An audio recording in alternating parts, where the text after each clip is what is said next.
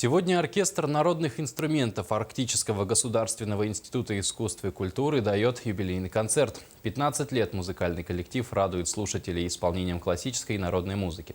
В репертуаре оркестра также есть джазовые и эстрадные произведения. На репетиции оркестра побывал Сергей Алексеев.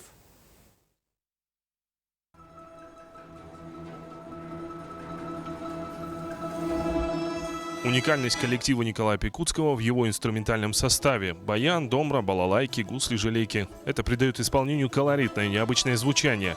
Состав коллектива варьируется от 40 до 60 иллюстраторов. Все они выпускники Арктического института. Многие работают в общеобразовательных школах.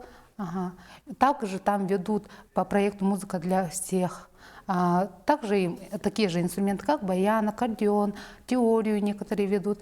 15 лет Николай Владимирович бессменно руководит уникальным коллективом. Для ценителей музыки и поклонников оркестра, а их за это время накопилось немало, он специально организовал совместные выступления со звездами классической, оперной и музыкальной сцены. Концерт у нас будет совместный с театром оперы и балета.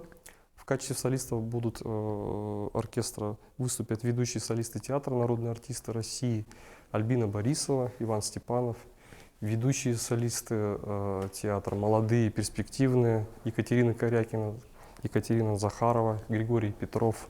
На концерте прозвучат оригинальные произведения русских и якутских композиторов, а также полюбившаяся зрителям музыкальная картинка «Русская зима» Веры Городовской и концертная рапсодия Георгия Шендерева. Сергей Алексеев, Василий Соловьев, НВК СХ, Якутск.